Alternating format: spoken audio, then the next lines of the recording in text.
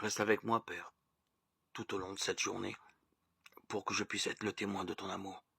Si je t'oublie, rappelle-moi que tu es là. Si je tombe, relève-moi et aide-moi à me retourner vers toi. Si le découragement m'assaille, fais que je me souvienne que tu es mon espérance. Si le doute ou l'angoisse vient en moi, que je n'oublie pas que tu es le chemin, la vérité et la vie. Oui, reste avec moi, Seigneur, car sans toi, je ne peux rien. Merci pour cette journée qui commence, Seigneur, et qu'elle soit remplie de chants et de louanges au nom précieux et puissant de Jésus-Christ.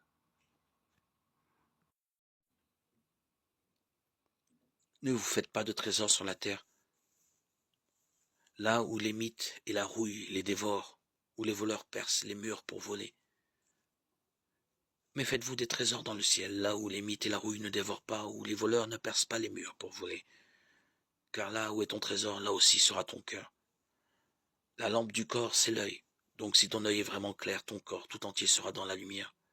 Mais si ton œil est mauvais, ton corps tout entier sera plongé dans les ténèbres.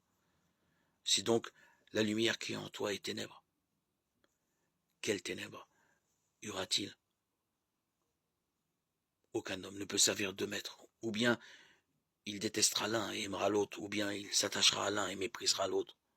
Vous ne pouvez pas servir à la fois Dieu et l'argent. C'est pourquoi je vous dis, ne vous faites pas tant de soucis pour votre vie au sujet de la nourriture, ni pour votre corps au sujet des vêtements. La vie ne vaut-elle pas plus que la nourriture, et le corps plus que les vêtements? Regardez les oiseaux du ciel, ils ne font ni semaille ni moisson, ils ne font pas de réserve dans des greniers, et votre Père céleste les nourrit. Ne valez-vous pas beaucoup plus qu'eux? Matthieu 6, 19, 26. Les Écritures révèlent le caractère doux et harmonieux de Dieu. Dieu nous y fait lui-même connaître sa compassion et son amour infini. Quand Moïse lui adressa cette requête, « Fais-moi voir ta gloire », l'Éternel lui répondit, « Je ferai passer devant toi toute ma bonté », Exode 33, 18, 19. Et passant devant Moïse, il s'écria, « l'Éternel, Dieu miséricordieux et compatissant, lent à la colère, riche en bonté et en fidélité, qui conserve son amour jusqu'à 1000 générations, qui pardonne l'iniquité, la rébellion et le péché. » Exode 34, 6, 7. Il est lent à la colère et riche en bonté. Jonas 4, 2. Car il prend plaisir à la miséricorde. Michée 7, 18. C'est là toute sa gloire.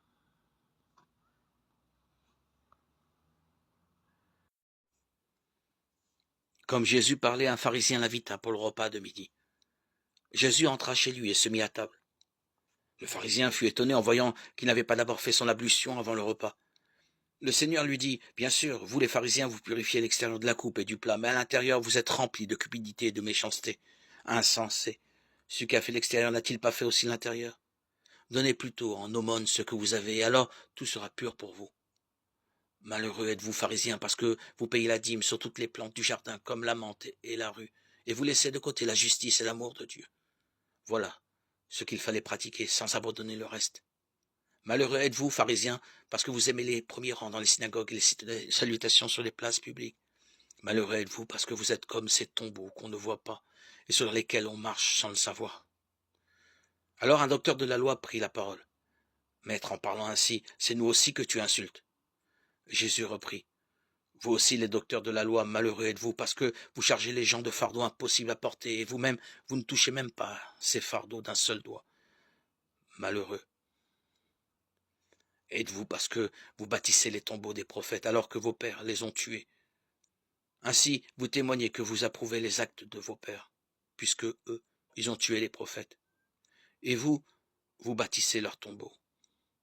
C'est pourquoi la sagesse de Dieu elle-même a dit, je leur enverrai des prophètes et des apôtres, ils tueront les uns et en persécuteront d'autres.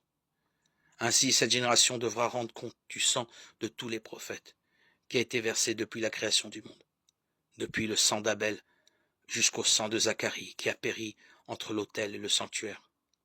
Oui, je vous le déclare, cette génération devra en rendre compte. Malheureux êtes-vous, docteur de la loi, parce que vous avez enlevé la clé de la connaissance. Vous-même n'êtes pas entrés, et ceux qui essayaient d'entrer, vous les en avez empêchés. Après que Jésus fut parti de là, les scribes et les pharisiens se mirent à lui en vouloir terriblement, et ils le harcelaient de questions. Ils étaient à l'affût pour s'emparer d'une de ses paroles. Luc 11, 37, 54.